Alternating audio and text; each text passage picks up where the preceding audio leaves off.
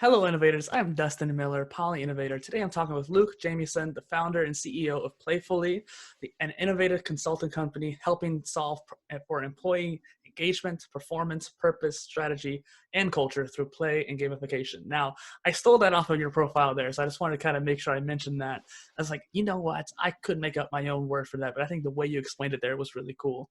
And so it's a great way to do it. You're a top 50 thought leader in the CX space, top 25 CX influencer of 2019, a keynote speaker, and certified facilitator of Lego Serious Play, which we'll get into a bit later. Thank you for joining me on the Polymath podcast. Yeah, thanks so much for having me, Dustin. It's a real pleasure. Yeah, I love it when the intros make me out of breath because then I know it's going to be a good show. Good. Yeah, I'm glad it works for you because sometimes you write those things and you think, is it just a bit too much? So it's good. Yeah, well, considering that my niche is kind of around polymathy, it's one of those things people think there's a lot of ego towards that, but it's not really meant for ego. It's just a matter of just kind of explaining ourselves. And when you have to sell yourself like that, when you have to explain what you do, such as your CX and stuff like that, like, hey, having those things are very important because then people get the right context and that kind of thing. Yeah, that's so true. I think that's half my battle is explaining what the heck I do. Oh my gosh, I feel you. That's probably actually a good thing for this show too. Maybe we could talk about that because that's one of the things that I try to exemplify all the different areas of your life, and that's because a lot of people can't explain it holistically, and I try to help with that. Nice. Hello and welcome to the Polymath Polycast. So this is a show by PolyInnovator, so please say hello to the innovators in the audience. Hey, innovators. Hope you're doing well. And then the way I like to break the ice is to have you share something about yourself that no one knows about you. Oh, that's a good one. There's a lot of things, I've got a dark past, but no, not really. But I didn't start out in this space. I started out as a baker and pastry chef. So that was, so it's a very different trade to what I'm doing now. But maybe something a little bit that not many people know is I spent some time in Indonesia and was helping build a school there and got arrested. Not sure why. And we spent probably the afternoon in jail trying to work out what we'd done wrong. But I think we're just in the wrong place at the wrong time, and they let us go, which was nice. It's kind of funny you see the dark past as a joke. It's one of those things. I think Serial is like a famous podcast where it's all about having that darkness to it. People got really into it, and it viral growth to the top because everyone was like, "Oh, it's so dark and so mysterious." Yeah, so we'll go with that. We'll go with mysterious. Yeah. So, what was your mindset 5 years ago, and how have you changed since then? Yeah, 5 years ago, that just doesn't feel that long ago for me. I feel like the last 5 years have just flown by. I think maybe I'll tweak the question a little bit and say 10 years ago, because I think that's when my mindset was really different. And 10 years ago, I was exploring this idea that we're all different and that we are motivated differently. And I could see it in the teams that I was running. I was running these large teams and I could see that we weren't engaging everyone. And I really just wanted the team that worked there just to be really engaged and happy and just enjoy work, and had this idea that if everyone's really happy and enjoys work, then everyone will just be more productive. And instead of focusing on productivity, focusing on employees and just productivity becomes a byproduct. And so, I messed around with a whole heap of things, failed a whole lot of times at things like gamification in the early days. I didn't even know it was called gamification, to be honest. I was just trying to help. Yeah, just looking for ways to engage different people in different ways. And then I think, 5 years ago, I started to really think about this as, potentially a career, and I started to get a little bit known for it. I had a lot of companies starting to ask me to come and work for them and do similar things, and that got me thinking that maybe there was a bit of a niche in it's worth doing. And 2 years ago, I took the brave leap of starting my own business, and it's been and I think even in that 2 years, your mindset changes. You go in. I think when you start a business, I said I was a baker. I had my own business at 20 as well. and I was a good baker and a shitty accountant is the way I usually explain it. And I learned a lot then, and then thinking, oh, right, I'm going to apply those learnings into this business 20 years later. It turns out that the rules are just so different when it comes to what I do. And so it's been a really big learning curve the last 2 years. You're going with all this hope and expectation, and then, you realize that what I do is really hard to explain. And, sometimes even though there's a niche, that niche also creates the challenge because people don't understand it. And yeah, it's been an interesting thing. And then you just throw in something like a global pandemic just for good measure, right? Right. So, well, you're preaching to the choir here. I mean, like we mentioned before the call, Polymath is a weird niche too to be in, niche if you want. And is this one of those things where explaining what you do or explaining what I do to someone, it's all about that finesse of the words, having a silver tongue of sorts, because you have to be able to word your way through a conversation and help people understand it with analogies and metaphors. And I think that from what I heard from the other interviews, you've done well with that. And you also had a good point of trying to get your employees happy and like engaging them as much as possible, because once they're happier, productivity is a byproduct. When the pandemic hit, something I was realizing and other people was realizing was that since everyone was at home, they started working more towards their natural cycles. So they started sleeping in a little bit, but they were actually much more energized from that. And they were able to work at the time of days that they preferred, even if that was midnight. Yeah, they talk about that a lot when it comes to schools as well, like that, particularly for young boys.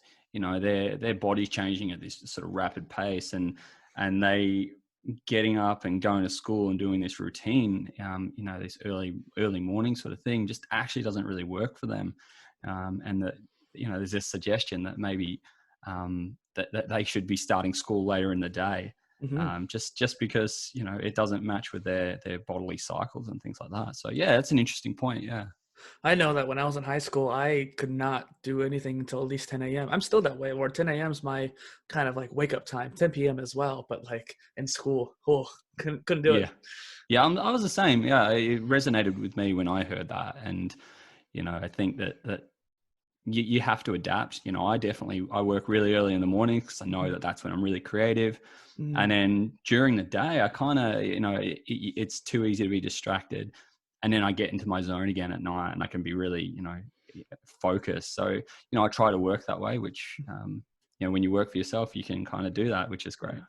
Well, and I think that it comes down to your sleep chronotype, which was what we're kind of referring to there, like when you are most awake and the cycles that you have. But with kids or having certain aspects of your life that might make you more busy during the day, waking up earlier, staying up late are the only times you actually have free time. So that even if your energies aren't always high, then that's the times that you work best because it's silent.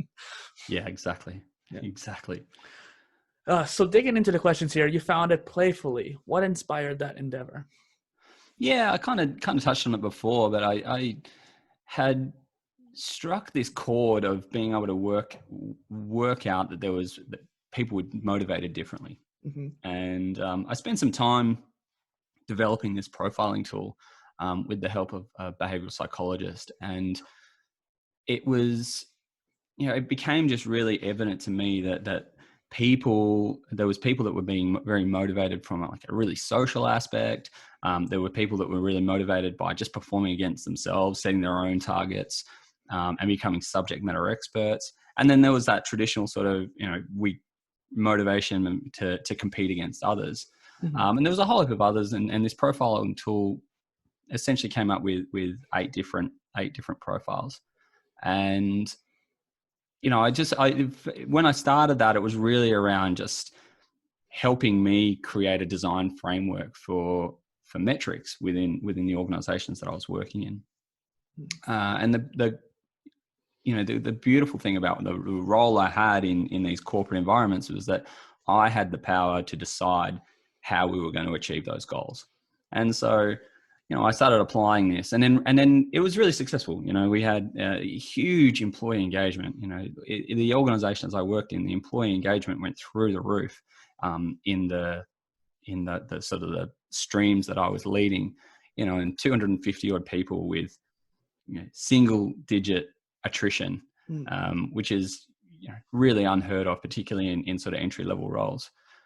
And on top of that, they also went to become like the highest engaged across the company. And so there were everyone started asking, like, how are you doing it? What are you differently?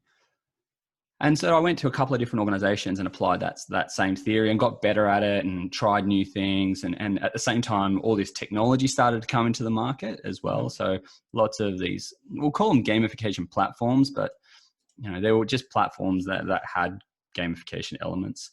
And I just noticed that there was more and more companies coming to me and asking me about it. And I was speaking on stage at all these sort of conferences and getting lots of interest. And then I had these gamification platforms coming and asking me, can you help us engage these clients because they don't know how to implement these things, or we've implemented this platform, but 6 months later they're uninstalling it. And often that was coming from the fact that people were putting the same metrics in a platform and expecting to get a different result.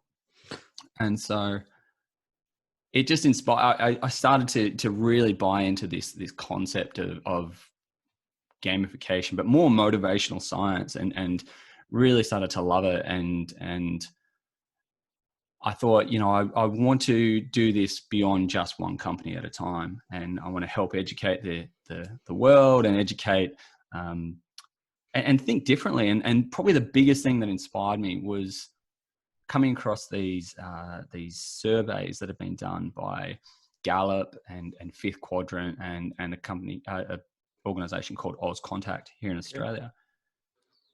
All testing employee engagement, and these surveys have been run for like 10 years, and the same figure just kept coming out, right? 25% of employees consider themselves as engaged. And then when I started to really think about that figure and realize that we've been doing the same thing forever around how we design metrics, you kind of going to expect to get the same results. So I was really keen to start something that's going to help hopefully change how organizations think about setting metrics and rolling them out, and rethinking how humans respond to how metrics are set in organizations. So so I started PLAYFULLi. That's interesting because there's a lot of things I wanted to go off of there, but as I was listening, I'd put those to the side. So I'm hoping I can retrieve those. What are those attributes you mentioned from that test you had made, essentially? Yeah, so the different profiles, there's essentially, if you broke it into quarters, there's people who are really driven by this social aspect, and it's either to be social with other people in the sense of, they become promoters and networkers. But then there's another social aspect, which is really around being a teacher and being a mentor to others. And so their desire to network isn't so much inward facing, it's external facing, and they want to network with people to help grow them. There was others that were really around this idea of exploration and becoming subject matter experts. And this is the one I really liked, because when I looked across the organizations that I worked in, I always found that the people that were they were one or the other. They were highly engaged or highly disengaged. Mm-hmm. But the one common trait was that they were subject matter experts. And it was that driving force in between that had either motivated them to be like really engaged, because they're like, well, I'm a subject matter expert. I'm really proud of that. I've worked really hard across the last 5 years to become this. Or the same thing, I'm a subject matter expert. I've worked really hard to become across this, but no one recognizes it. Mm. And so there was this idea that people are driven by achievement and belonging and having made a contribution. And it can go either way. You can either be motivated because you feel like you are making that contribution, or you're making the contribution and no one cares. And often our metrics don't find that. Yeah. The other ones kind of go off into that tangent of being a bit more autonomous and working and collecting things and achievement. And then, as I said, the guys who are really driven by competition, whether it's fair or unfair. There's people who love competition and love that iron sharpens iron kind of approach. Mm-hmm. But then there's others who are more than happy to go down to the basketball court and dunk on some 3-year-old because they just want to dominate someone. So there's, there's different thoughts around competition. That's interesting though too, because I was trying to see how I might resonate with some of those too. I was like, maybe I need to see what profile would match. But I do realize at some points I was motivated, for example, in some of my work because some of the things I was doing was not being recognized. And I would be going out of my way to do something and I would leave that company down the line because I wasn't recognized. And I think that other employees are definitely probably feeling the same way as well. And if a company was either gamifying or just identifying at the very least those kind of traits, they could exemplify me more, or the other people like me more, or like you who are helping people, being mentorish, it'd be good. Yeah, and I think that they're common things that we forget about, which is our innate desire to be recognized, our innate desire to belong, whether that's part of a team or a tribe or whatever, and this desire to feel safety, right? It's this Maslow's hierarchy of needs kind of thing. We want psychological safety in our workplaces, and some of the metrics we commonly use don't actually provide that. They actually provide the exact opposite, and this feeling of failure and these binary outputs. It's like I either pass or fail, and it's the same in school, right? You either pass or you fail. There's there's no middle ground. Even if you get, like I always say, C's get degrees, but people don't always feel that sense of pride and don't sit there pumping their fist going, yeah, I just passed. Yeah. So yeah, it's interesting. Yeah, for sure. Can you explain your company's approach? I'm looking at an image I screenshotted of the side of seek and validate and blueprint. Can you explain that? Yeah, so the whole idea around that, and this is where it is different from sort of a traditional metric, right? So you think about how things are set. Usually, the CEO, the board, they say we've got these targets to hit, and that then just cascades down, and they say, rightio, well, we're going to do X number of widgets across X number of days because it's got this many employees. And that's meant to just set our targets and we're meant to be motivated by it. With the approach that I take, it's really around understanding what are the underlying behaviors that are driving that. And so first, the idea is to explore and understand what are the behaviors that companies see are the right behaviors that are driving the right outcomes. And interestingly, one of the first things when I start engaging with an organization is, what's your challenges? They'll tell me the symptoms. They'll say, we haven't got enough sales. It's like that's not your problem. That's a symptom. And so we then start to explore what are the behaviors that drive great sales and great customer satisfaction and repeat buyers and high performance, high engagement, whatever the metric might be. And so looking at taking those behaviors, then we start to validate how do we measure those. And an example of what that might look like would be in a contact center, for example. When you call someone, you want to make sure you want to get on the phone and you want to feel like they're knowledgeable and that they know what they're talking about. And a way for contact center agents or consultants, whatever you call them, to do that is become very knowledgeable and use things like knowledge management platforms or be able to reference their material very, very well.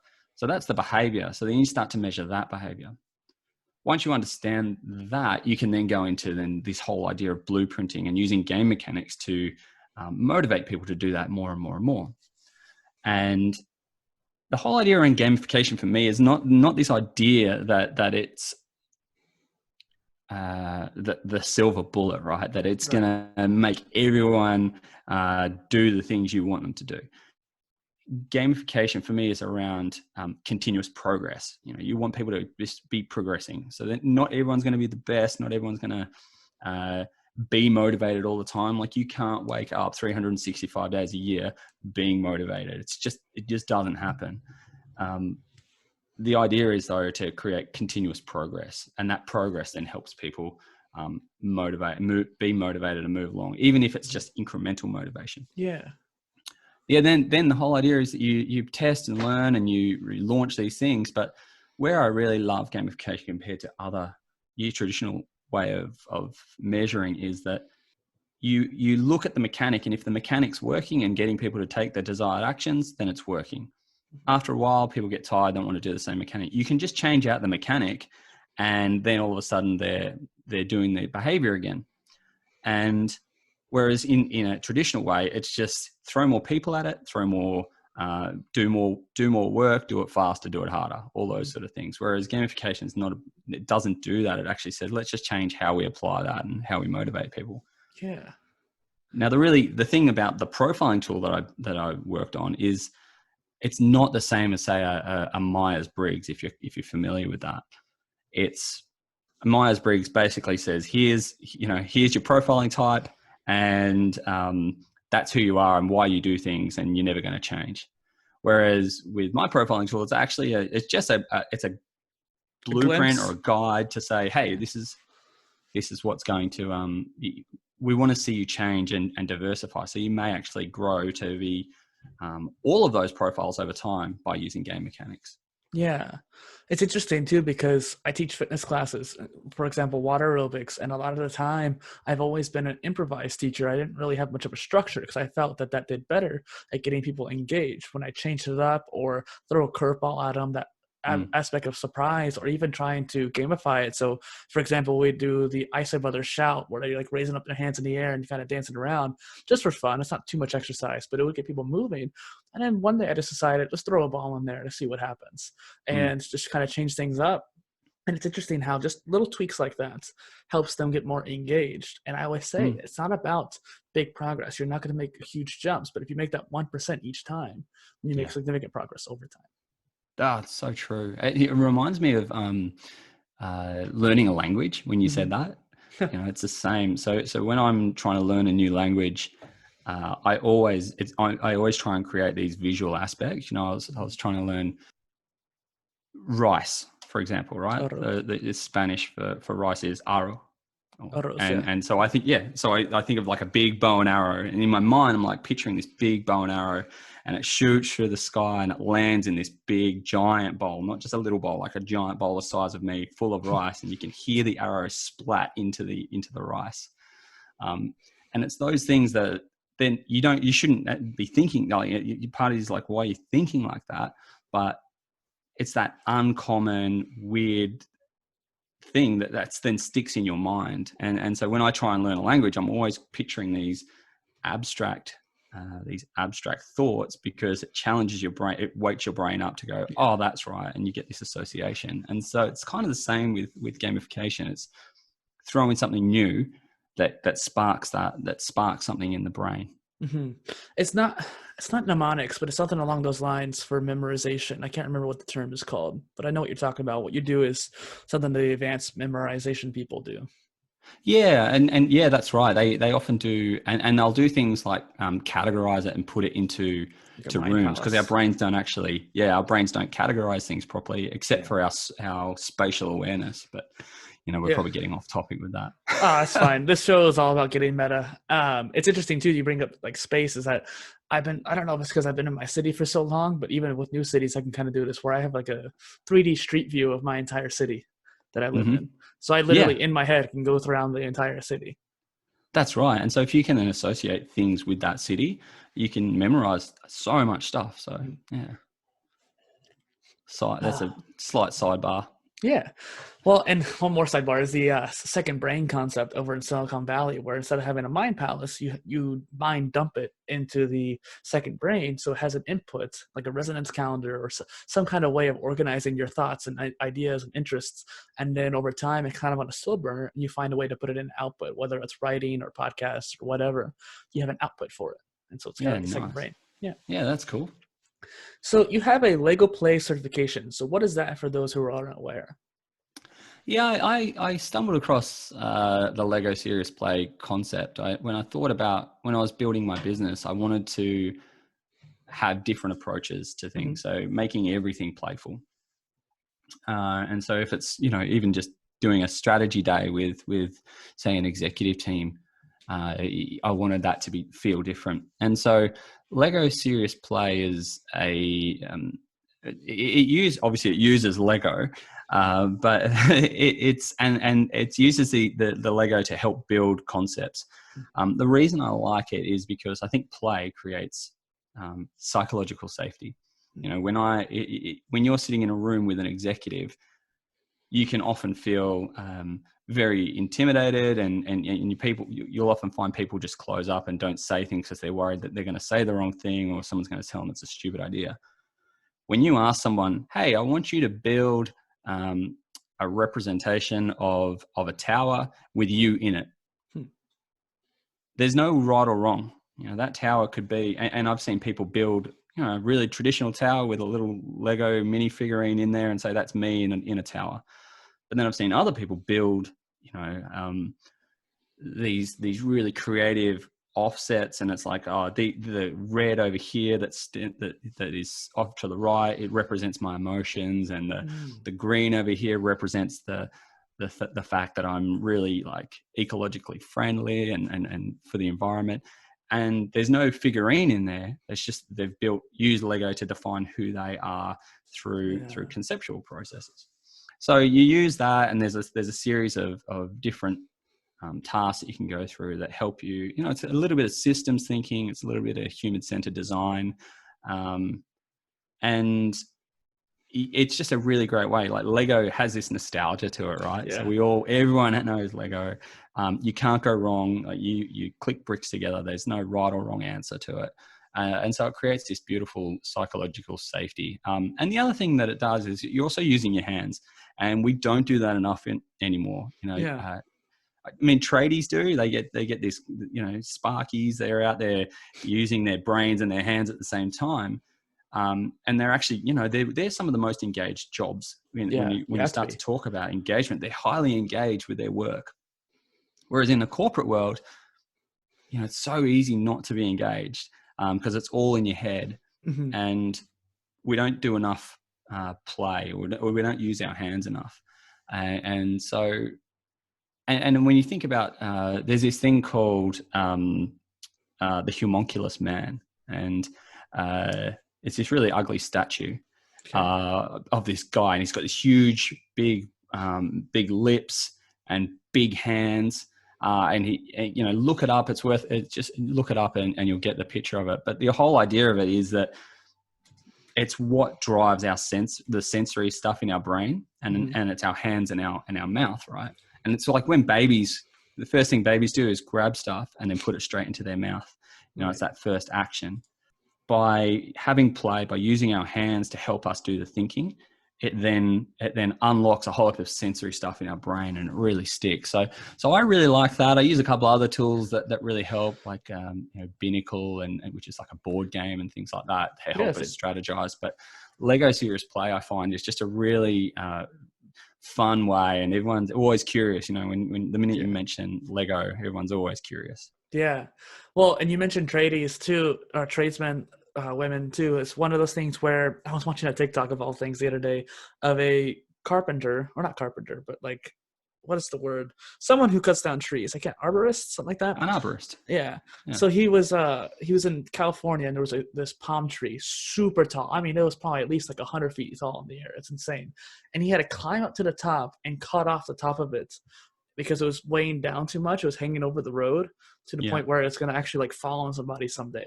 So he had to like cut off all of the top of it, which had all the weight. So as soon as he did that, it just sprung up and was bouncing back and forth like a carnival ride. And he has to hold on with a chainsaw for dear life going forward and back. And it's like, think about how much coordination you had to have for that, because he knew it was going to happen, obviously. But it's like, dang, that is like dedication. He does not get paid enough, I tell you what. It sounds like something out of a cartoon.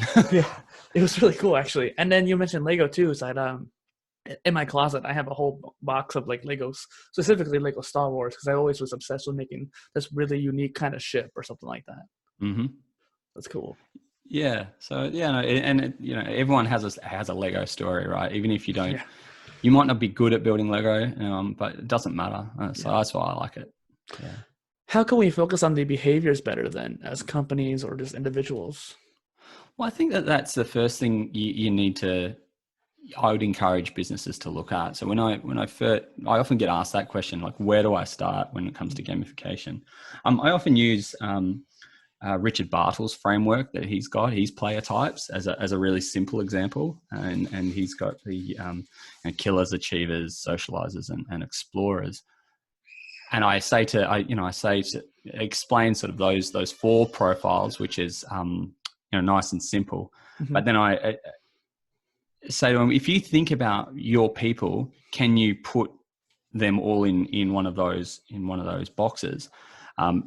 People are able to do it, and then when you realize that just simply off that really sort of simple model, not that Richard Bartle's model is simple, it's well thought out and amazing, but some of the best are. But conceptually, I get people to do that simple task.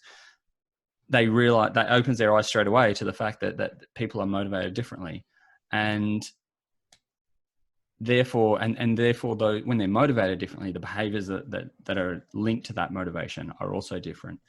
And this is the big thing for me, is that people are always searching for a purpose, right? And actually, I was watching the news last night. There was a really interesting article on Qantas pilots. Qantas is one of the big airlines here in Australia. Pilots who they've had to step down because we're not flying anywhere at the moment, and these pilots have gone and got bus driver jobs. So they're driving buses around Sydney, and it was a really, really touching interview that they had with them around them reusing their skills and keeping busy. But the main underlying sort of thing that was coming through the story was that these guys were seeking out that they needed to have a purpose. So, flying a plane and landing that down safely and creating a great experience was their purpose. Now they've just transferred that into driving a bus. And they're like, look, it's not the high prestige thing of flying a plane, but still, it's like that the reality is, for me, it's giving me that purpose. That's what they're saying. And so we're all seeking that. We're seeking purpose in what we do. And it's probably one of the few things that we do as organizations. We try and we add these like values and we stick them on a wall or something like that, and we expect that people are going to drink the Kool-Aid. And I just don't think that's going to work. You need to provide that purpose. You need to understand why you do something, and behaviors resonate with that. When you attach a behavior to an outcome, you understand why you do something and how you do something. And I always say that things like KPIs are asking us to change, right? Key performance indicators are essentially asking us to change the way we do something to achieve a goal. However, they don't provide motivation and they don't provide ability. And so it's a huge fail in that sense. And so that's why behavior does that. Behaviors they teach you the ability. And then the gamification mechanics and the why is the motivation. So that's why I think it's really powerful to focus on behaviors and not outputs, because and outputs as well. They're lag measures, right? You only find out what you've done wrong once it's all said and done. Whereas behaviors, if you can change the behavior, it's a lead metric and you're getting ahead of that. So I think, that's just smarter, right? Yeah, well, and I never really subscribed to KPIs. I've been doing content marketing for years, and if not almost a decade if you count the blogging. But it's interesting because I want different behaviors out of my content, even if it's not converting, even if it's not leading to traffic per se. The ideas that come from it and spreading awareness and getting more, as Gary Vee says, like jab, jab, jab, and then right hooks with more jabs in the middle of it. Those aren't going to have the best KPIs. You're not going to get much conversion out of those, but it's more about, hey, I want to provide value. There's a certain topic, which is like polymath or innovation or education that I want to talk about. That's not going to necessarily mean much when it comes to short term, but in the long term, it's going to come together as a whole. Yeah. And then on top of that too, you mentioned start with why, which reminds me of Simon Sinek's TED Talk. I'm not sure if you spot on. Yeah. Pretty much everyone's seen it at this point, but essentially he talks about why, how, then what. And I love that video so much that I don't talk about this much, but my main series, the Omni content, actually each of the templates have that in it. So each of the paragraphs of my blog post, which then inspire the video and Polycast, has why, how, and what built in. Nice. Yeah, that's super important. I think that's the so much the challenge that we face, and unfortunately we just keep doing things the same way and expecting a different result. But Yeah, I think that's one of the most watched TED videos as well of all Yeah, time, and yet it is. it's still not sinking in sometimes. So yeah, Well, and interesting. what was I gonna say? That's the definition of insanity: is that doing the same thing, expecting different results. It just doesn't work. Yeah, it's yeah, it really is just a bizarre thing. Yet I think it's also I think it's that system 1, system 2 thinking though, right? It's this idea Yeah. that how do we achieve this? Well, we break it down to small tasks and away we go. Like, and it becomes this arduous task every year that organizations go through. They set these benchmarks and Mhm. they just want to get it done. And it is the quickest way to do it. I mean, it's the Yeah. simplest, quickest way to do it, but it's just not the right way, in my opinion, to do it. It's I feel like that's a little bit more brute force when you do like data driven, where you're too micro focused and you just get, Mm, I want these KPIs, these metrics, and that's the goal that we're going to go towards. Versus getting a more macro view and understanding how each of the people in your company operates and how everything all comes together is often mm, what's missed. That why mm. aspect. Yeah. Too much how, Yeah, I not think enough why. And I think that's why micro learning is going to be something that we lean more and more and more towards. These small bits of content that are contextual and relevant, and surfaced at the right time.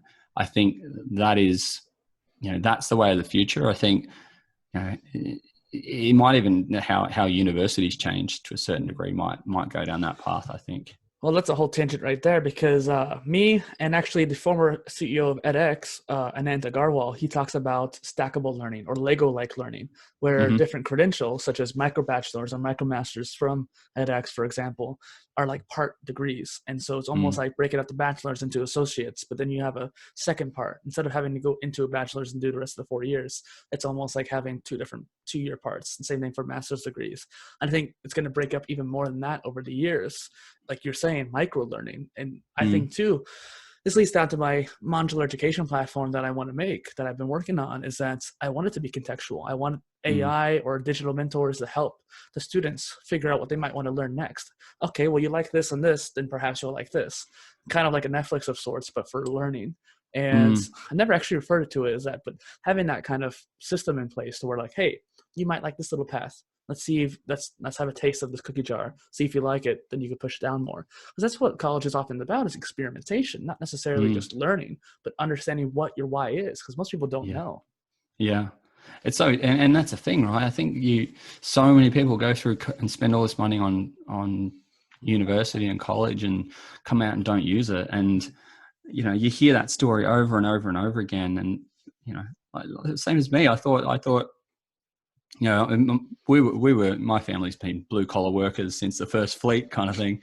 And Wow. I thought that was my lot in life. I've got to go and Yeah. get a trade, and, I'm not, I don't come from a place where we all go to university. And so I went and got this, went and became a baker. And then, one of the things I realized through that trade was that I'm quite creative, and Mhm. I love I love the creativity part of baking and decorating cakes. But it lacked leadership. I lacked when you Yeah. work in nights, your social life is pretty poor. And, I realized that I'm really driven by being social and driven by this creativity, and I needed to do something that was going to have both of those elements. So my 4 years of my apprenticeship, I'm not going to say it was wasted, but it's the same as university. You go, you think you're going to do something, and then you totally do something different. And I think that the more flexibility we can have in education around that stuff, um, that's only a good thing. I mean, I've done so many like parts of different masters, you know what I mean? Not Mhm. because Yeah.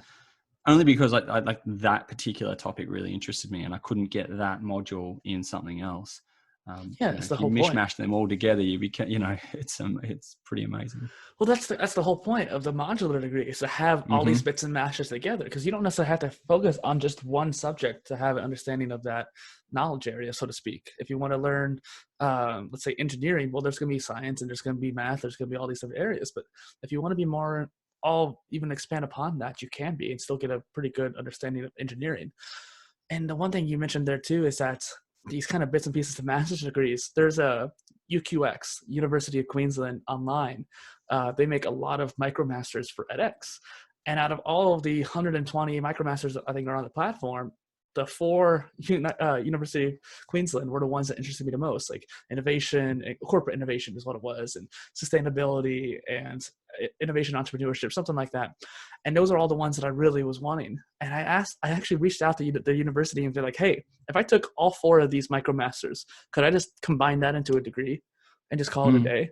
And they're like, no, that doesn't work like that. But there's no real reason why. In fact, two of them, I think one of them was like entrepreneurship or something like that. I can't remember the exact terminology they used, but literally, if you look at the degree that it leads into, because you could take each one of these and get an actual degree for it, even though this is college level information, it's only part of it. It's like one semester's worth, essentially. And it was interesting because literally one of the subsets of that degree was sustainability. And I looked at the courses and they were the exact same courses and numbers as one of the other Micromasters, and you still couldn't combine them. Wow. See, that just doesn't make sense. And that's, I think the other thing is, right, that I love your concept. I love the concept that you're going with, because what it does is it creates diversity and all of a sudden you don't have 60, 100, 300, 3,000, whatever people graduating with exactly the same degree. You've got this diversity of what people have graduated through, and that then creates, I think, for our society a better outcome, because we've got people who are specialized in, not specialized in just one thing, but understand so many aspects. And when you do systems thinking, this idea of systems thinking, it's the whole idea is to find out what are these other bits and pieces that we need to connect together to work. Well, by having that micro education, that stackable education that you're talking about, it's almost a systems thinking approach to learning. I just love it. It's so clever. Yeah. Thank you. Well, and I've always considered myself a systems thinker. I actually got in trouble because I work for a pretty backwards kind of thinking company, not companies, like the city. And I say backwards thinking as in they just don't want to innovate or change. Like, we've had the same logo for the building I've worked on for the past 15 years. And there's no reason why we couldn't just upgrade it, make it look a bit nicer, change the colors or something like that. And because since I mentioned beforehand, I'm an aquatics instructor, that kind of thing, it's a recreation facility. And I'm not saying anything bad about it, but I remember getting in trouble because I tried to take action based off the systems I saw happening in place, either workers or guests that could even get hurt or in trouble or something like that. I would try to prevent that from happening. And by doing so, I would get in trouble. Because it just wasn't enough entrepreneurship mindset there. Yeah, it's and that I see that so often, and that's such a demotivator when people, because there's and they're in my profiling tool, they're the the scientists in that space. They're willing to take risks and test these things to see if they is it going to work or not. And if we don't engage them and don't let them test and learn and go off and experiment, then they become disengaged really quickly. Yeah. And I will say my boss has been quite supportive, but there's nothing she can really do about it either at this point. But kind of moving on a little bit here, it's one of those things too. You've learned a lot on customer experience and gamification. What are some of the most interesting things you've learned that you don't often get a chance to talk about?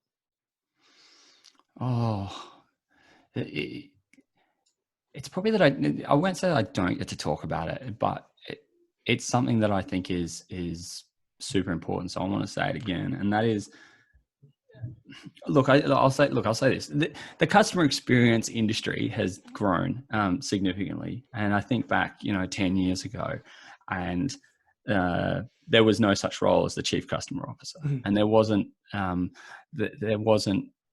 seat at the table for customer experience at the board table. And that's definitely changed. We saw this big wave of customer experience. And with that came new ways of thinking and a bit like agile, agile, it kind of got butchered a little bit, and people kind of take a little bit of it and say, I do agile because I can put up a Kanban wall. Well, sorry, that's not agile. Like it's part of it, but it's not the whole thing. In the same way, CX, I think, is the same. I think a lot of people latched onto this idea that I can do a couple of journey maps and empathy maps, and now I'm a CX expert. And it really frustrates me because I actually think that, and I think that those things will die too. I think that the customer journey map in its current state won't exist Yeah. in 5 years' time. I think technology will take over that. AI will take over that, and CX professionals, we'll say professionals, that have hinged themselves to those journey maps and empathy maps, will all of a sudden find that they're very much outdated very quickly. Customer experience is so much more than just some maps on a wall. And I don't think we can truly understand empathy, doing empathy mapping with, either half a dozen customers, samples, and sometimes not even any customers. Some of these empathy maps and journey maps are built without even engaging with a customer, which I find is just totally backwards. So customer experience for me is more holistic than that. And I think it does start with an employee, because I think if you think about every single customer experience, no matter what it is, an employee's touched that, they've designed that, they've thought about it, they've implemented it. So every customer experience starts with an employee experience. And so why are we not starting with employee experience? Why are we not spending more time driving the behaviors that we want to see internally, that we want to see reflected externally? Why are we not engaging with people and making them the people we're paying every day and our biggest investment? Why are we not doing everything we can to keep them? And I think back to my dad, right? My dad worked he worked for Blackwoods for like 25 years. And we don't see that so much anymore. We don't see people staying in jobs. The idea of loyalty to a company has just died. And I think that's because I think the loyalty to employees has also somewhat died. And I think that we need to get back there a certain bit. We need to get back to this idea that if we invest and we start with our people, they will invest in us, and then you can build something together and move forward. And maybe that's a bit idealistic, but I think it's right though. I actually almost was about to kind of debate in a way. It's like, I don't agree with that, because I don't agree that we should stay with the company for like 30, 40 years, but I do think that companies should try to keep their people longer, for sure. Even if it is a few decades, that's fine. I guess it depends on the work and the environment and stuff like that, and how much it resonates with your ikigai of sorts too. One of my motivators is these multidisciplinary people, the polymathic people who do many different things, and companies don't know what to do with them. They call them full stacks or unicorns or people who are T-shaped and that kind of thing. But those terms don't mean much if the corporate environment doesn't actually conduce that. And so it was one of those things where I've always had a hard time as one of those kind of people who do a lot of different things, but don't know exactly what I should do in a more corporate environment. That's why I got in trouble at that one place, because it was too corporate. I struggled with it too. I think I was lucky that I kind of caught a couple of breaks and was in a leadership position to be able to create an environment that I thrived in as well. So I wasn't just trying to create an environment that everyone else thrived in. I was trying to create one that I thrived in. And I think that, you're right. There's so many companies that end up with these people who are the jack of all trades, but they don't know how to handle them. I remember actually I had a young guy work for me, and his name was Jack. And if he's listening, I hope he's doing really well. But Jack, he was one of those guys he's brilliant. He's so smart. He's such a creative thinker, but was always put in the wrong role. And then so basically the team that had him said, look, we can't have him anymore. He's got to come back to you.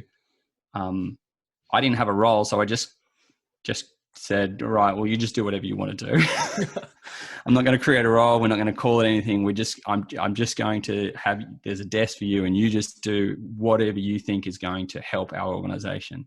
And he would find problems and solve them and bring things that were sometimes really creative and really amazing. There was other times that they were just like, okay, that is never going to happen here. We're never going to be able to make it work. Yeah. But the fact that I gave him that freedom, I all of a sudden saw this engagement with him, and there was some amazing things solved through his freedom of thinking and freedom to create. And so, I think, there needs to be something in organizations where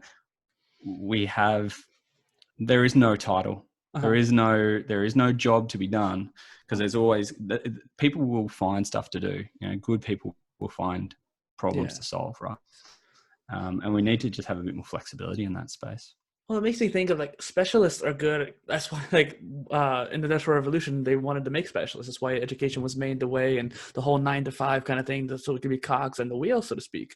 But specialists are needed. Like, obviously, heart surgeons need to know how to use the heart, and Mm. even in that case, they're hyper specialized with the aortic valve or something like that, and so Mm. they're able to do that same task over and over again. So they're more consistent at doing the job more often, but maybe it's not as good of an innovation or different change. But like these more multidisciplinary people won't make as great ideas all the time.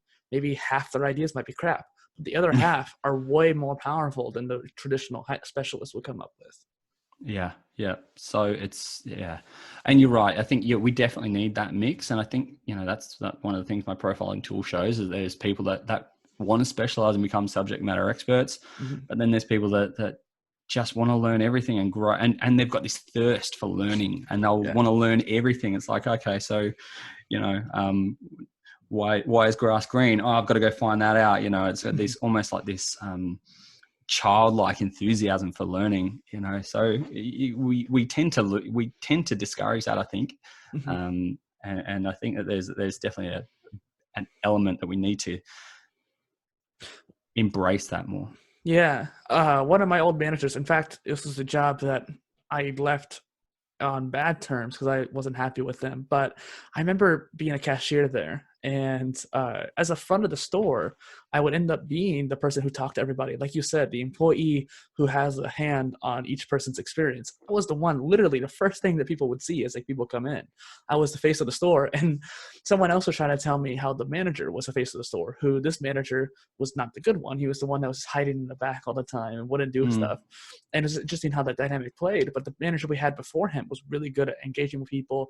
He talked to everybody on the team. He would be up in front, be there, and be more present. And at one point, I remember under the fruit rack of the store, there was just, I was curious what was behind it. And so I looked, and there was a whole bunch of dirt and like old dried food and stuff like that. So I was like, oh, I'm going to clean that up. I took the self-initiative to do it. I didn't even think about it much. I was like, I just want to clean this.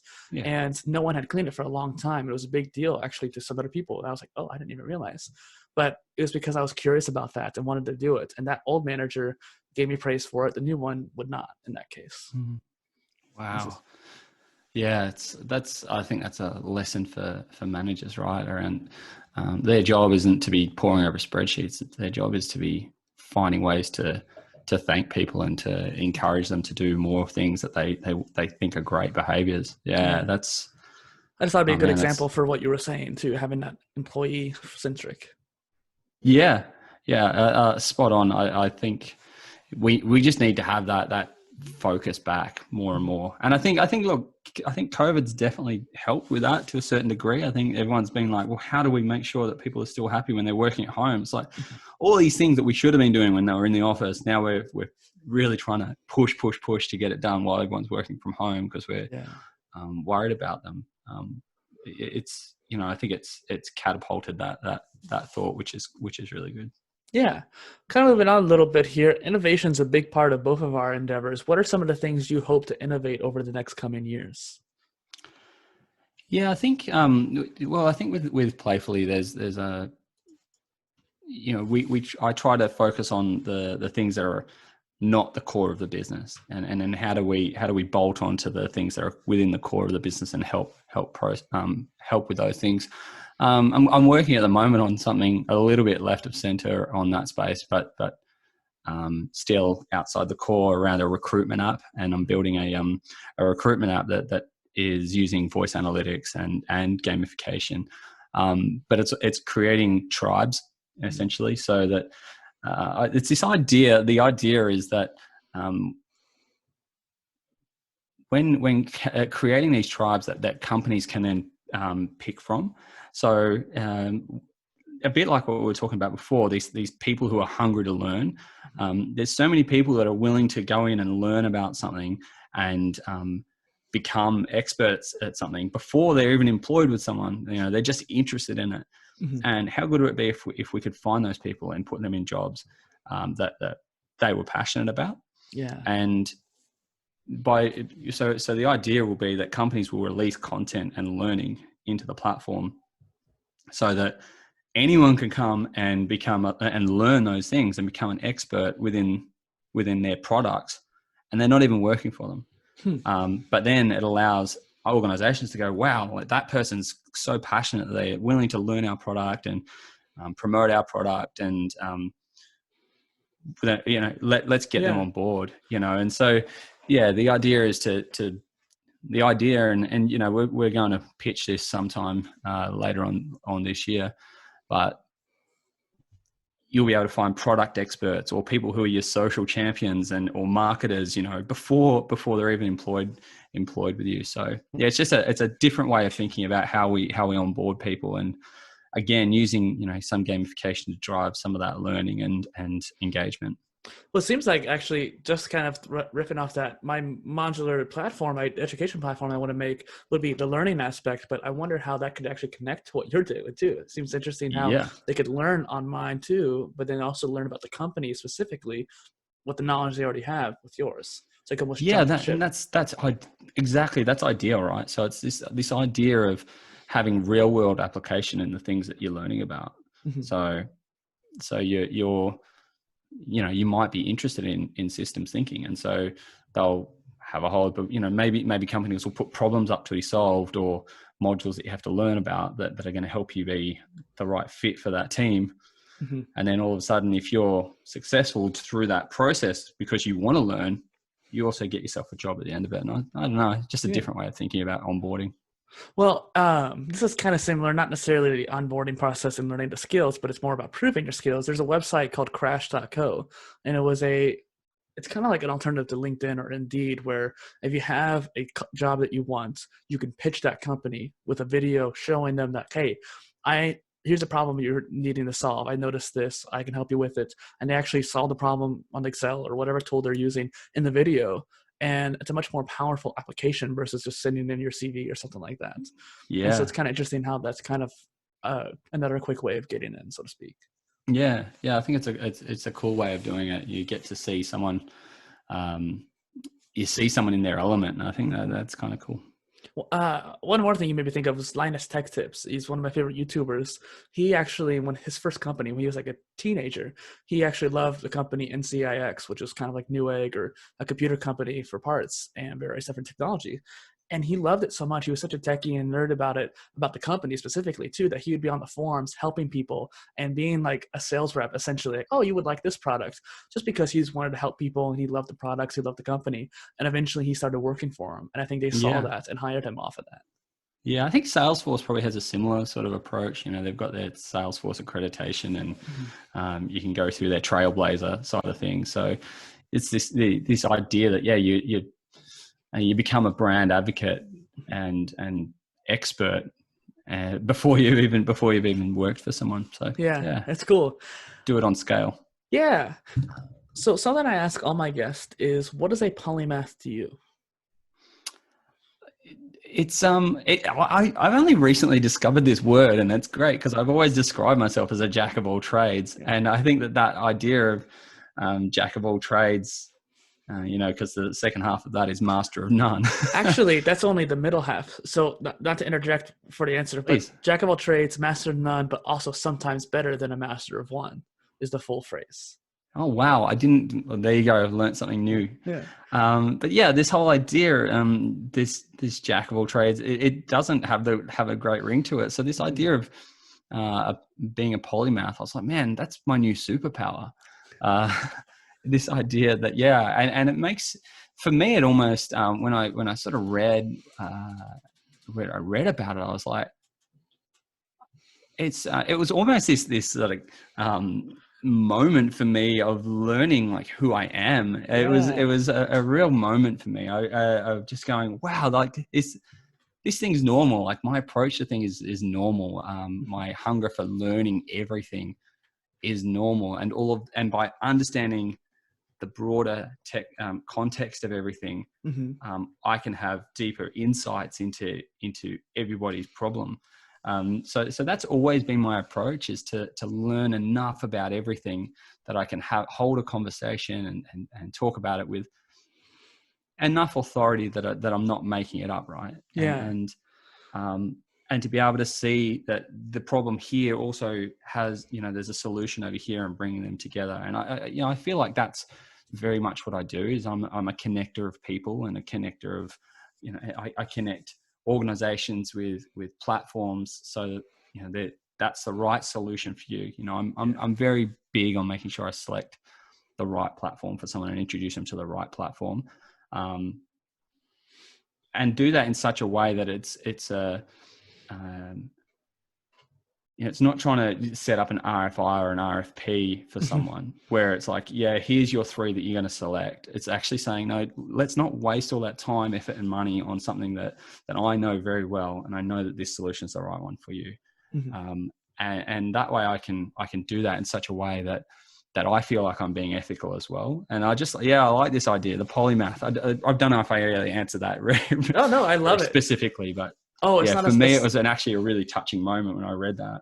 I love that. And that's why I say to you, I don't care about the definition per se. The definition is just multiple different expertise levels and high interest in many areas. Okay, great. But the thing is how it feels on you, how you identify with it. That's what I hope to come from the show. And when I saw you as a potential guest, I was like, okay, I have a good feeling about this guy. Luke is going to be doing really well. Okay, he's going to come on. We're going to have a good conversation. But the more you talked about the show, I realized the more and more of a good fit you are for the show. And I tried to exemplify each of the areas that you're in as a host, but it's also just to give you a chance to exemplify it yourself and like, hey, I want to talk about this, I want to talk about that, and make connections here and there. Yeah, well, Dustin, thanks for that, because this has actually been really enjoyable. Hopefully, listeners find it just as enjoyable. Yeah. But yeah, honestly, I've really enjoyed my time with you today. It's been great. It's just love. Oh, we're not done, I know, but yeah, it's just been this is a hoot. I love it. Love it.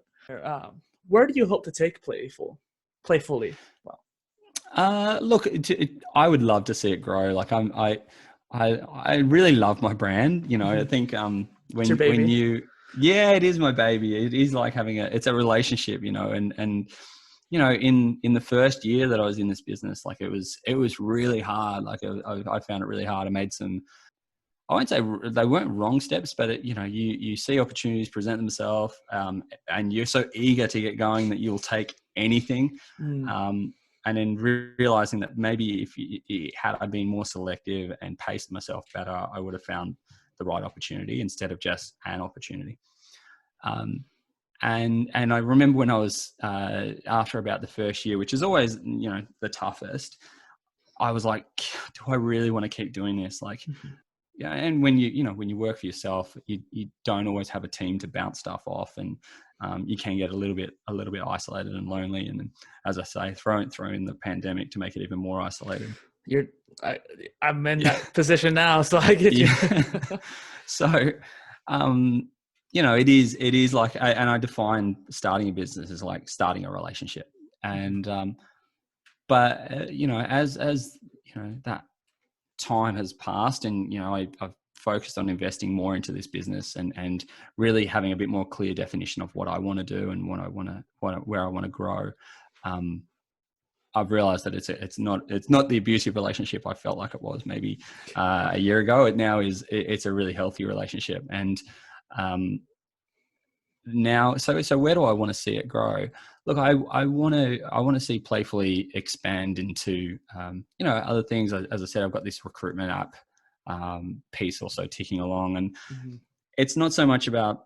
I think often I get caught up in the gamification thing, and for a while there I was like, should I pivot my business and just be really focused on employee engagement? But it also doesn't have the curiosity that gamification gets, right? Gamification still is an interesting buzzword that people are curious about. And so it helps me start a conversation.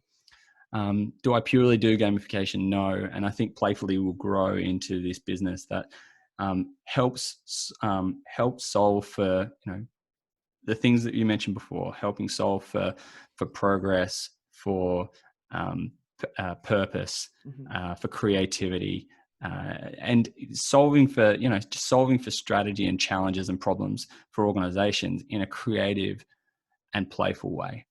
And I think that people will see that because we tell people to stop playing, right? When you get to an adult, it's like, stop mucking around. Yeah.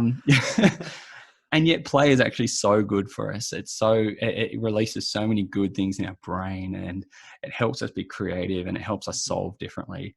And we need to let that back in a little bit. And so I would love to see Playfully grow into an organization that is well regarded and well respected for that space. And look, we use some pretty innovative tools, and we don't sort of bring the run of the mill consulting stuff to the table. And yeah, that presents some challenges as far as explaining what the heck I do. Yeah. But but at the same time, after people have gone through that process, they're so much happier for trying something different and having the courage to be a little bit bold. And look, I think it will become the norm at some point. So yeah, fingers crossed.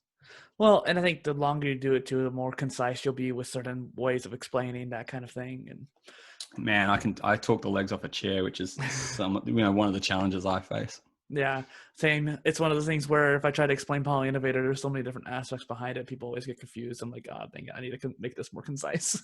Yeah, halve it, then halve it again, and then halve it again. Oh man, I've changed the slogan or the description on Twitter or Instagram so many times, it's not even funny. Yeah, same here, mate. So pivoting a bit, you've spoken around the world. What are some of the lessons you've learned as a speaker? Oh, look, it's yeah, it's interesting. I actually find that the smaller the crowd, the harder it is. Yeah, I think often crowds. people. Yeah, I really like the big crowds. When I'm in the States, that's when there's usually big crowds. When you're speaking in front of like 5,000 people, that's when it's really cool because you get the energy. Yeah. And I think that's one of the challenges I've faced being a speaker from my bedroom, right? Yeah. is you don't get that feedback. And I came across a tool. If I don't know if you've heard of it before, but it's PowerPoint Live. And it's so Microsoft just recently released, I think maybe in June, this new version of PowerPoint. And I stumbled across it because I was hosting a CX event earlier on this year. And anyway, essentially what happened, it's quite simple. The QR code comes up at the front. Everyone can scan it with their phone and then follow along the presentation on their phone. Oh. And the beautiful thing is that translates everything I'm saying into text.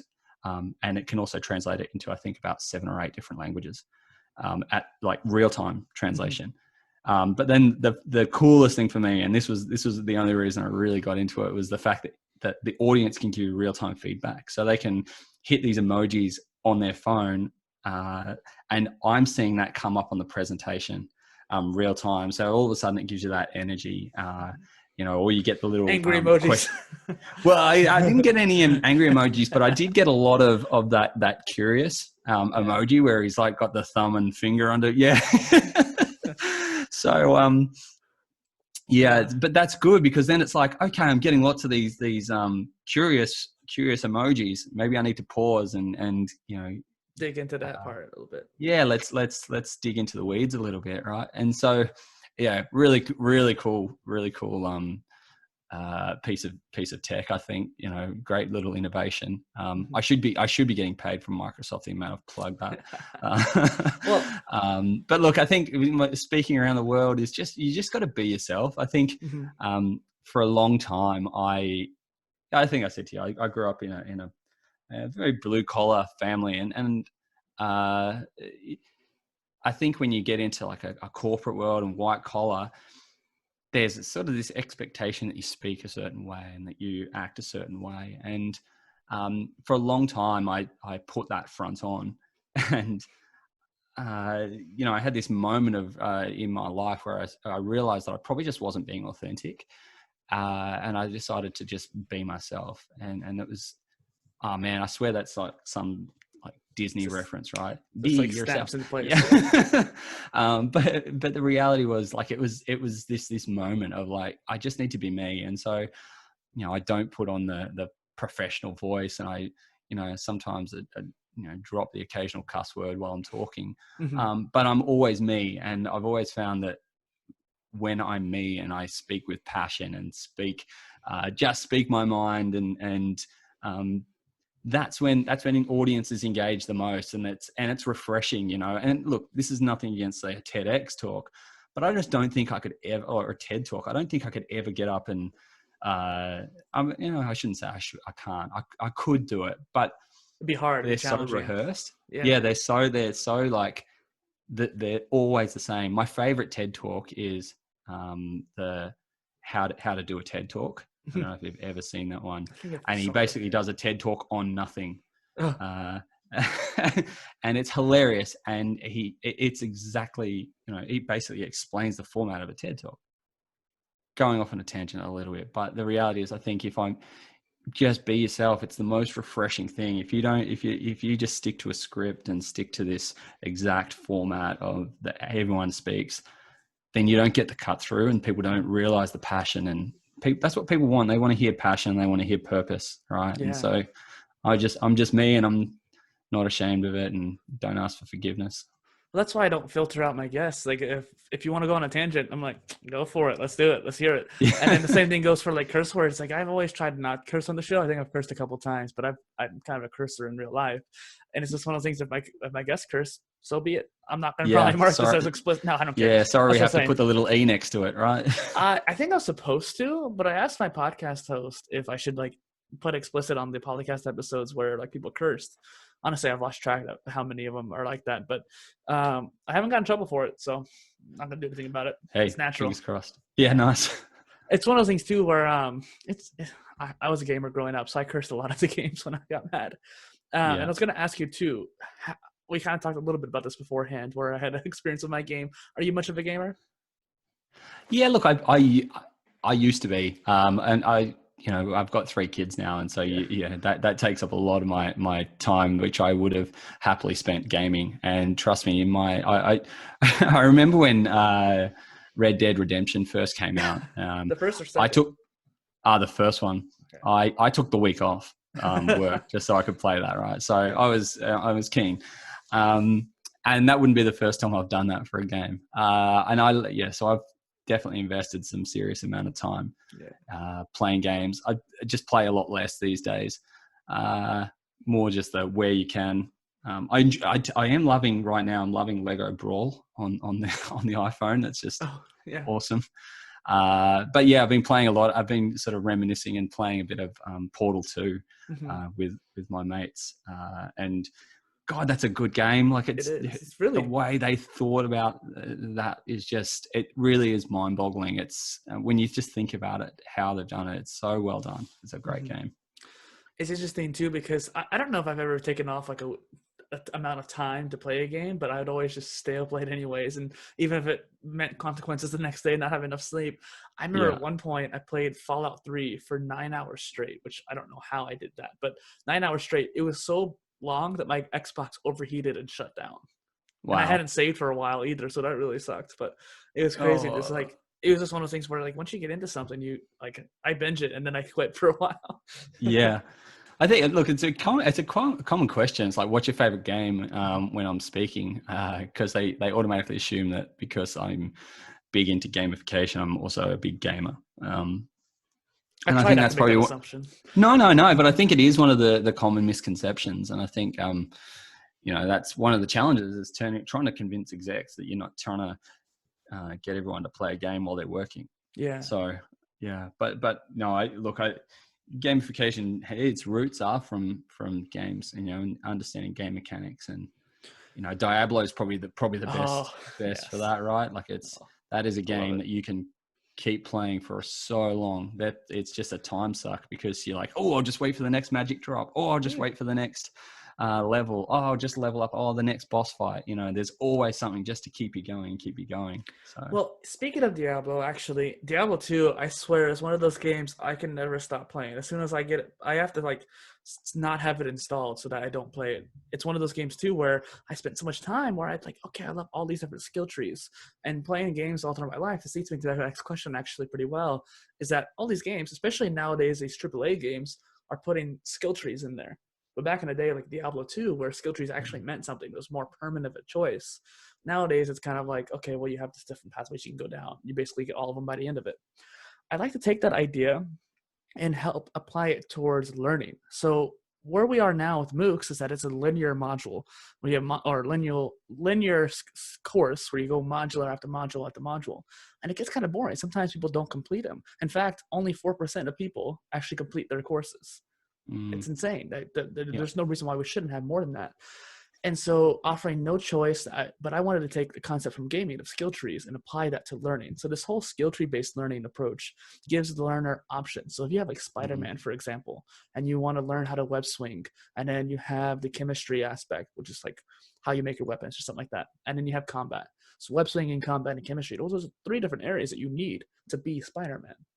But you as the player get to choose which path you get to go down each time you level up or each time you make progression. So I wanted to take that and put it into a course. And so each of these courses will have divergent paths that are similar to each other. Like if you want to build a house, well, you have to know the carpentry, you have to know the blueprints, and you have to know the wiring, okay, for electricity. Well, doesn't really need to know which one first. It just matters which one's more interesting to you. And they all come together once you build the house. And so I think something you mentioned on another podcast is streaks. And I think that'd be a good example of that as well, where you can do streaks with that. You go for enough streak down one part of the skill tree, or maybe there's another streak where you're jumping between skill trees, something like that. Yeah, I think streaks are such a powerful mechanic. And I think you can make it even more powerful by having sort of that double-edged sword where the longer you keep that streak, the more you grow, the more, experience points you're getting. But the minute you lose it, it really can hurt. So, you then have that feeling of gain and loss applied to a streak. So, well, and let me ask you then too, because I kind of added that streaks there as a secondary aspect. What do you think of that skill tree based course then, or learning? I love it. I love the idea of it, just because one of the things that really drives human behavior is ownership, and you can't have ownership unless you make a decision. So, if everything's just thrust upon you, then you're not doing it out of choice, and so to give someone the choice, all of a sudden they've made a conscious decision. So they've all of a sudden engaged a part of their brain and are actively contributing to their future. And that then creates this ownership. It's like, well, I've chose that. If I don't like it, it's on me. If I don't complete it, it's on me. And all of a sudden, that's so powerful compared to just saying, well, here's the start, here's the end, and you don't have a choice. So I think the idea of it branching out, I think, is really, really clever. Well, and one thing I find is that people get stuck, and sometimes it's just a matter of grit and discipline and pushing through it, sure. But I feel like those are few and far between. It's also kind of the specialist mindset of just kind of pushing through it. Whereas sometimes switching tasks or doing something else, which has been proven in psychology to help with focus, actually gets you more engaged with it. So as one of my first job was a lifeguard, where we were literally on a stand for 30 minutes, and then we'd switch stands to another part of the pool just to keep our focus up. Because if we stayed more than 30 minutes, we start to lose focus, just how our brains work. And that, I think it was really genius how they did that. And that kind of idea came into there too. Yeah, I love it. And look, I think there's this other, if we think about game mechanics, like this idea of grinding, just to get something, you have to be in the mood to do that. So you need to have built up enough rapport with something and enough investment in something for you to then want to do the hard yards. And sometimes that's why you end up with this idea that people don't complete it, because they've invested only so much. They're actually not all that invested. They can then pull out. Whereas if you have these ideas that you're creating multiple things that are engaging, let's say they only go 10% of their way down that branch. They're engaged, and then they're like, oh, I'm not really digging it. They then choose something else. They're all of a sudden really engaged. Then same thing, 10%, 10%, 10%. But then all of a sudden they realize that they're 30% complete, and they're like, oh, okay, well, maybe I'll just go a little bit further. And that's when all of a sudden you can start asking people to grind through to complete something, because they've all of a sudden they've got a serious amount of investment into it. So I think it's a really clever strategy, mate. Thank you. And that's kind of the point there too, where it's like, yeah, there's like these different pathways, and okay, with this one path starts to lose focus, you lose interest. And when you lose interest, you can't get into the state of flow, which you've mentioned earlier too. And you mentioned something, Luke, what was it? I can't remember off the top of my head right now, but it was one of those things when it came down to making sure that the person is actually wanting to do something. And yeah, I lost the train of thought there. Dang it. Yeah, but the skill tree bases off of that choice, and I wanted to get people in the gauge of flow, because I've been able to spend 12 hours straight learning a particular subject because I was really interested in it. I was able to dive into it, but that was because I was in flow for most of that day. And oh, you mentioned that you can't be energized 365 days a year. You can't be. So some days you're going to have low energy, some days you're going to have high energy.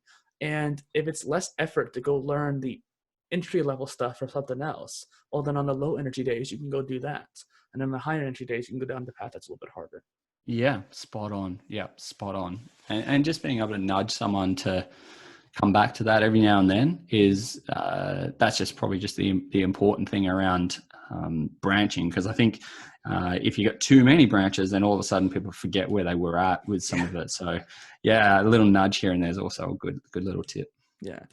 And so gamification also affects the same parts of the brain as hearing as a well-told story, which is kind of something you alluded to earlier. How can we combine those two then, influencing methods essentially, into a streamlined source? So like a pillar piece of content or something like that. Yeah, I think that's probably one thing I find, it's probably the least used element in any platform that I've come across is the storytelling aspect, right? So having a narrative is super important. It adds purpose and meaning to what we do. I did find, I actually recently worked with a company and they created it was really interesting. The idea was that once you completed X amount of tasks and achieved certain goals, you unlocked a piece of content. So it wasn't like you got a badge or you got to go and, got something extrinsic like a gift card or something like that. The reward was that you unlock the story. And the way we designed the story was quite cool in the sense that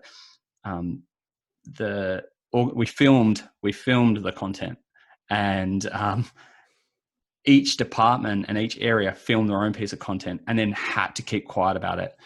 It was a secret, not allowed to tell anyone else about it. So one, it created this element of like anticipation. It created suspense, like an ownership, and people were like, really protective of their content. And you didn't know what the story unfolded until everyone completed their task. And so the organization as a whole was working towards achieving these goals just so they could unlock this story and see their peers acting out these scenes that we'd created. And hey, it was no Steven Spielberg movie, but it was entertaining and it was super motivating. So it was a cool experience. And I think that what it showed was just how powerful a narrative really is. And I think that, we need to be building stories into what we do. It's the oldest form of communication that we have, and yet we forget the importance of it so often, and we just go straight to the process and the steps instead of the story as to why. Yeah. Well, and going back to that TED Talk, start with why. That one and one other one is like it's the magic of storytelling or something like that. I don't remember the exact name, but both of those, I actually took the ideas from the episode. I took notes and everything and applied it to a template I made for my content. And at first this was just for the blog, but now it's for all my different content that I make, where I try to induce the suspense and get people laughing, get people engaged, and not like in any manipulation sort of way, but more in a way of just getting them to have those feel-good chemicals, the oxytocin, the dopamine, the serotonin in the brain when they're engaging with it. Now, I'm not always successful with it, but I'm trying. I have it in my template to remind me to try to induce those things. Yeah. And it's that's a secret. I don't usually talk about that. Yeah, no, it's good though. It's why I always say it's why we eat so many donuts, right? They spark this dopamine, and we just want more and more of it, And if we can spark that dopamine in a healthy way through, through achievement and then things like serotonin through and oxytocin through storytelling and teamwork, then we should be, why wouldn't you? Like, it just doesn't make sense why you wouldn't. Yeah. And that's what you don't get from a typical KPI, right? You don't get the story, you don't get the why, you don't get any of those hits of the chemicals that drive us, other than maybe dopamine when you actually reach that goal. Actually, something you might find fascinating. I'm not sure how much you've looked into it, but these battle royale games, they work with a battle pass system. And I was just going to make a reference to something that I found recently kind of cool with Apex Legends. One of their passes that they have is that there's like 20 levels, and each 6 levels or 5 levels, no, there's 7 pages. So every 4 levels or so, you get a new comic book page for the story that's unfolding for this particular season of the game. And so each season there's new battle pass, there's new events and stuff like that, and try to keep people engaged through these different levels. So you have different leveling systems, such as the main one that you have regardless of what season. Then you have the season-based level. So like, okay, I'm this high level in this season, and each time you get different rewards. And if you pay for the higher tier, you get more rewards. So getting more of those dopamine hits and getting more loot boxes and stuff like that. But what I found cool is those comic books, where every so often, every few levels, once you get that certain package level, you're able to get a comic book. And like, okay, now I can engage with the story more. And it makes you want to play the game more to get more of those packages in order to do it. And it's not like a cheap way. You can buy them if you want to, but they actually give it to you in the game for free. And I thought that was really cool. Yeah, and that's that whole meaning, right? It's providing meaning in what you do. It provides context to the activity and the behaviors that you're displaying. So it's like, that's why I'm doing this. Awesome. Well, and one thing I was trying to figure out, I couldn't find any videos on this, but I was looking at all the videos explaining the battle passes from like Fortnite, Apex Legends, and modern Warzone for the Call of Duty, and each of them have a different way of going about it. But I was wondering how you could apply that towards the modular degree system that I was making. And I was like, how can I make a battle pass for learning or something like that, which I thought was good. Yeah, that's a really cool concept. Wow, I figured asking you would be an interesting, like, see what just whatever kind of came up from your ideas, Yeah, I like it. I really like it. I'm gonna have to think about it, because I mean the idea of unlocking something, like unlocking something is clever, and I think it probably does, it doesn't apply to status in a certain sense. Like, what it's doing is it's allowing you to have access to a piece of the story. So it's then creating this exclusivity for you. So now you've got a piece of the story, and so somebody else might be a little bit jealous of the fact that you've got access to that piece of the story. So I think you could do that with the learning, that you're unlocking something. It's almost like that key piece of knowledge that somebody else doesn't have. It's like that theme of knowledge is power. And it's unlock this power, but you've got to keep it a secret. Yeah, a lot of entrepreneurs do that with like their funnels, for example, where they're trying to, okay, you get this lead magnet and you get to taste that idea that you're learning about, and then like, okay, well, if you want to learn more, come take my course. And that's obviously an old way of kind of doing things and doesn't work too well nowadays. And honestly, I don't think I really want to do it per se, but it is interesting how it like funnels people down and gets people into that whole, like, I want the next step, so to speak. Yeah, I don't think you want to do it as a sales tactic. I think you want to do it as this idea of exclusivity, and and what it does is it creates a keeping up with the Joneses kind of effect. It's in you want to, the people around you are then going, oh, I want to get to there because I want that too. And it's not even about a competition between two people. It's like, I'm not better than you or anything, but it's about, I want what you've got. And that's also really powerful. That's a powerful motivator, to see someone with something that you want. You're not competing against that person per se, but you want to be like them. And that's that idea of belonging. Yeah, well, it's kind of like going back to the tribe idea you mentioned earlier too, and you also mentioned when you were talking about streaks, kind of unlocking stuff along the way. Duolingo does that really well, where if you get enough of the basic ones, then you could unlock some of the more advanced ones, like flirting or something like that, when you're trying to learn a language. And that was fun, kind of unlocking French or Spanish. Oh man, it keeps reminding me of a 420-day streak I had, and then I went on a 2-day hike out in the bush with no internet and lost it, and it hurt. So I was really mad because I had a 20-day streak Oh, 20 days. And I went on the 21st day, and for some reason it did not track it. I don't know if it was just like if the time zone of Duolingo servers were outside of my time zone, I just didn't get it in time. But I was so mad that I stopped using the app. I just like was like, I'm done. Now I Yeah, I feel was the kind of stupid. same. Well, I feel Yeah, kind of stupid now because you have 420. I was like, oh, no, okay. don't. But that said, though, I was listening to one of your other podcasts, and I downloaded what is it? What's the language? Esperanto. Yeah, so I Yeah. downloaded that. So I'm gonna give that a crack. Dude, it's so much. I love it. I grew up with Spanish speakers. I dabbled in French and Italian. I can say hi in 2 dozen different languages, but Esperanto is my favorite. La canabo Yeah, is the mejor. I'm committed to learning that after listening to that podcast. So Awesome. I love that. Speaking of podcasts, or in my case, Polycast, but for you, you started a new podcast called The Games We Play. So what inspired that? yeah, so I with another guy, Dr. Zach Fitzwalter. He's got a PhD in gamification. So That's so nice. he's the academic, and I'm the practitioner. Mm. And we've done a couple of gigs together. We've done a couple of jobs together, and we just worked together really well. And we were spitballing in the back of a taxi. We were stuck in Mumbai in this torrential downpour and awful traffic, and we just decided we needed to do a podcast. But look, there's a lot of gamification podcasts out there. Some really good ones too. But we just didn't want to do another gamification podcast because it's probably it'll be an easy way out. This one is about the fact that we're all game designers, so in some sort of way.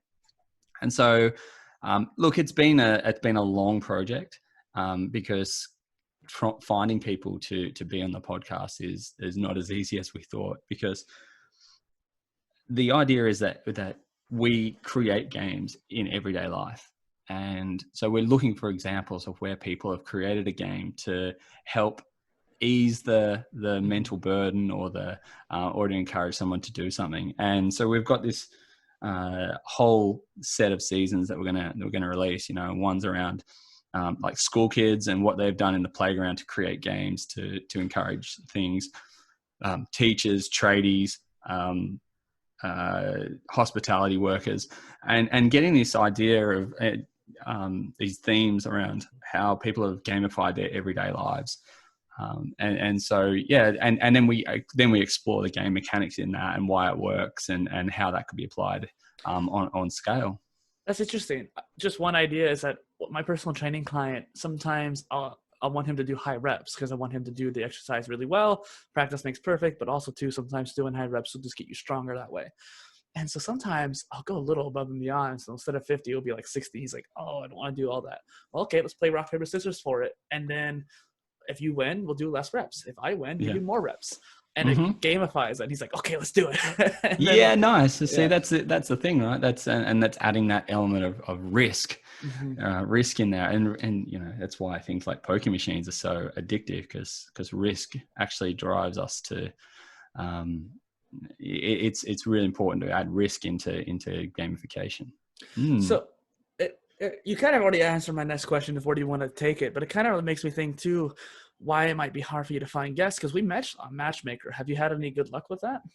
Yeah, I've been on a few podcasts because of Matchmaker, and yes, we have definitely found a few people through Matchmaker.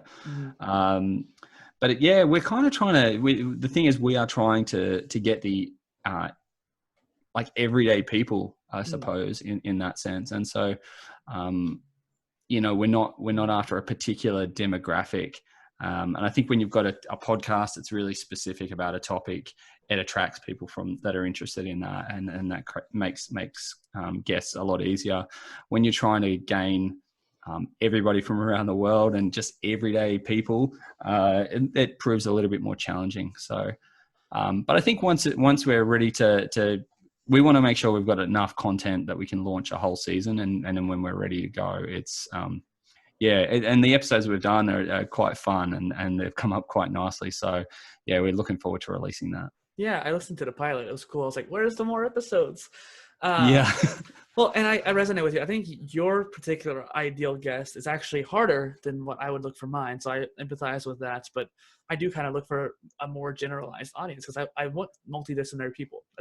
I'll talk to some specialists too if their niche is really, really interesting, like quantum mechanics, something like that. But usually I find that even the most hyper specialized people are more of the jack of all trades than they think about. They're more T-shaped than they are I.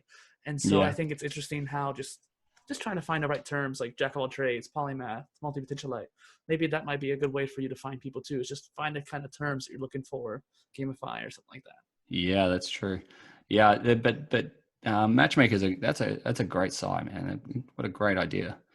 I can't Yeah. believe that hadn't been really considered earlier. Well, Except the name. I'm not sure about the name. At it first, started I out was kind of like, like a dating aspect. Like yeah, they even made like it was like a Tinder kind of thing, yeah, almost it kind of was a like bit, Shaper in a way. yeah, Yeah. So moving on a bit, we were talking about education earlier. Something I wanted to bring up, which is kind of cool, is that Singapore, there's an elementary school where they use AI to track where a student's understanding is. And what can we do to gamify that program so that it's more interesting to the students? yeah. I was thinking about that in the sense of, um, yeah, I think that the AI is. I think AI is interesting in the sense that it's insightful, Mm-hmm. but unless it has the story to go with it, then it can almost be a little bit creepy, and you need to have that ability to humanize it a little bit. And so I was thinking about how do you humanize the AI so that people want to engage with it more, because I think that sometimes when you overdo it on AI, people tend to disengage from it because they It's feel, robotic. yeah, and manipulated. And that's Yeah. I think that's one of the challenges, right, with that I've seen gamification go through. I think gamification has really matured over the years. I think when it first started and it was, points, badges, leaderboards kind of stuff, it becomes quite manipulative and a little bit condescending too. And I think the whole idea of like achievements work really well in things like Xbox and the likes, because you've got contextual meaning. You've Mm-hmm. invested in the game and you're trying to unlock these things as there's meaning. But if you just add badges to things, and they don't have meaning and they're just crappy tasks, Yeah. then it's almost condescending. It's like, oh, well done, you got a badge. And Yeah. it's like, Okay. you just feel like, you want to drop the F-bomb. Like, just get stuff, mate. I don't care. Don't, give me some, I want meaning in what I do. Mm-hmm. And I think that with the Singapore example, and where they're using that AI to track a student's understanding of something, I think where it needs to come into it is using gamification to drive someone to achieve something. So you really want that achievement driver, right? And so, but also then attaching the meaning to it. So I think in two ways, I would be looking at saying, okay, so how do we nudge someone to do a piece of learning and micro learning around something? How do we reflect that in? And I think it's also very dangerous. It'd be very dangerous to be comparing them against other students. Mm-hmm. So I think they should be looking at comparing themselves with their best efforts, or using a ghosting facility to say, well, this is how well you did yesterday. Can you beat that today? Yeah. And I always think that a goal set for yourself is way more effective than a goal set by others. And so I think that using some of this idea that if they can set their own goal, Mm-hmm. so leverage the data from the AI, set their own goal, set this idea of achievement, and then have bits of micro learning surface so that they're beating their personal best from yesterday. I think that would be really effective. But yeah, I think there's it's also high risk, if it becomes students competing against each other, where it's Well, this, I, it's such a social aspect school, yeah, and you want to be, you don't want to it'll be good destroy anyway. that aspect. Well, I don't think they're competing against each other. I think it is just student individualization of learning, so to speak, which is good. But I feel like now, like in America at least, we have the SATs and ACTs, which are these standardized tests where everyone's competing for the best score. And so when you get to a college or uni, you're competing with people with a score maybe 1 point higher than you or something like that. So there is a lot of competition with the older level, but this was like elementary school, I think it was primary. Yeah, that's interesting too. And there's a lot of tangents or like ideas you maybe think of. So I want to make sure I didn't interrupt because I was like, oh, I want to say this idea. What was it? For one, it was talking about the Xbox too, and I was like, I don't know how it could really be applied for learning. And I mean, I actually wanted my Xbox achievement points just so I could get the higher number. That's what motivated me more than just getting those achievements, doing the achievements in that game. The actual actions didn't motivate me. It was just the arbitrary point system. Yeah. So I was thinking, so that's a status piece then, right? Yeah, So, exactly. Yeah. And then, so you're driving your status, and there's nothing wrong with that. I think that that's important because the status has meaning. It has meaning to you and it has meaning to others. But I think that the achievements though that you're getting, like you also had a clear understanding of the tasks that had to be done, and so you would do those tasks to achieve something. Whereas I think by just there's nothing wrong with badges. You just got to tread really carefully, and achievements. You just got to tread really carefully that they do have meaning. And I think too often I just see them applied willy-nilly, so that just so they can say they've gamified something, and it just doesn't get the effect that it's meant to. Because the only thing I can really see for learning is these learning management systems for WordPress, which you could also get a WordPress plugin for gamifying, and you can combine those two together. Those are only really real systems I've seen. So I haven't seen like university level LMSs do it. One thing you mentioned too was the whole idea of like AI getting too robotic and you need a human touch. Well, something I used to have on the Calendly for when you signed up was asking about principles. And I should probably put that back on there because I think it's interesting. My principle in life is balance between like science and philosophy. I think that kind of goes back to what you're saying there. Like if you have the AI understanding that students, well, an AI telling the student this, and this doesn't really work. They're not going to respond well to that. But I mentioned earlier how I wanted to have AI and or maybe the digital mentors. At first I thought they were mutually exclusive, but after hearing you speak, it almost kind of had a eureka moment where I'm like, well, they're together. The digital mentors help analyze the data for that student and tell them, hey, this is what you should probably work on. And it gives that human touch to it. Yeah, I'm working with a company called Centrical, and they've got this, they're calling it augmented coaching. And the way it works is that the AI is surfacing to the manager the areas that the employee needs to focus on. Now, the AI could easily just send that straight through to the employee. So all the capability there, but they actually chose to surface that to the manager so that the manager could add the human touch and create that connection and build that rapport and that camaraderie and teamwork. And I just thought that was really clever. I think that that's where things like AI are used really, where you're using that to further a human interaction. I think that that's where it's really powerful. So I think that as long as AI is creating an environment that fosters human interaction, that's where you're going to get the best bang for your buck, I think, on that stuff. Yeah, it's interesting. Thank you for that. A couple more questions before we wrap up here. How is driving across the United States? Oh man, it's good. I think that's the best way to see that country. Probably the best way to see any country, to be honest. I think there's so much to be seen in what America calls the flyover states. There's some awesome stuff, right? And I think that's where you get to understand the true America and stay off. I mean, you guys have got some of the biggest roads I've ever seen. Like 5, 6, especially down in Texas, like 6-lane, everything's concrete bigger in Texas. Holy. But the problem is you don't see anything. So get onto the back roads and see stuff. And you can come across, that's where you just come across all the awesome stories. The best stories come from, these small towns. And I remember I was driving through, I actually tried not to go there. What was it? I've forgotten the name of it. Down in Texas, there was Alamo or no. I don't want to reference it because it's such a bad way to reference a town, and it's horrible. It's remembered for that. But the massacre that happened in Waco. I paused it for you. Waco. Oh, cool. Hang on. All right.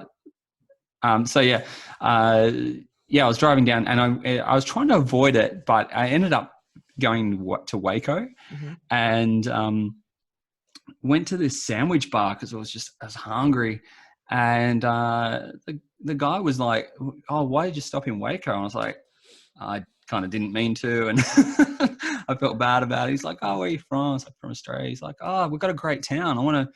And he shut up the shop and took me around town and showed me Nice. all of Waco, and it was so cool. And it's like stories like that you don't get when you fly from one state to the other. I think for me, it's always it's so like cliche, but it's the journey, not the destination, right? Yeah. That's Yeah. interesting. I remember at one point seeing a map of the most ideal pathway through the U.S. to see all the biggest stops, which is kind of cool. But I thought that'd be kind of cool to do. Yeah, I've driven both. I've driven from San Fran, then down south, and then right across, and then I've driven right across through the middle. This, Both are pretty amazing. It's hard to pick which one's best. yeah. So, final question here is: what is something you've never said or talked about that you secretly wanted to? Oh,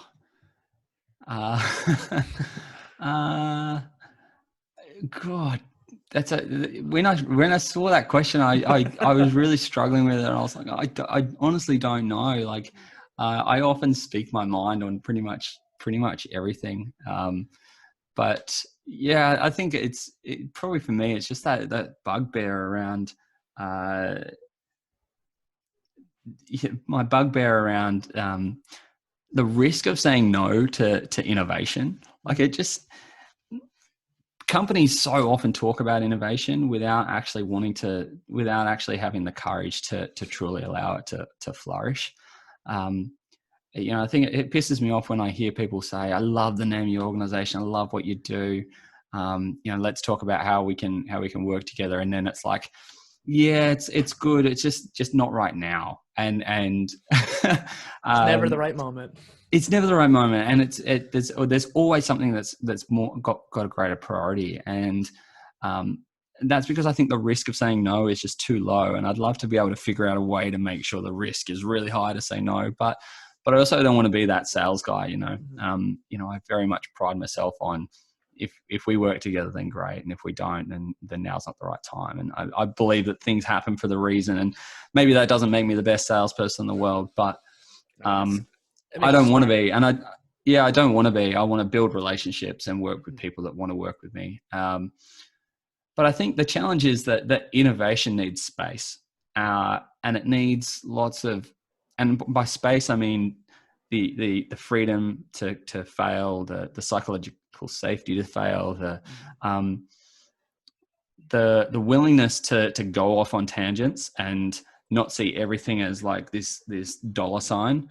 And that's why I never charge by the hour either. Like, I'm not that guy. I'll always package something up and say, look, this is and the risk is always on me, right? Like I always end up doing way more work than what I get paid for. But the whole idea of that is that then gives me freedom to go and test and learn things as well, and creates that environment for me that allows us to find things that people have never thought about before, and truly innovate, truly do things and connect things that people have never thought about connecting in certain ways. And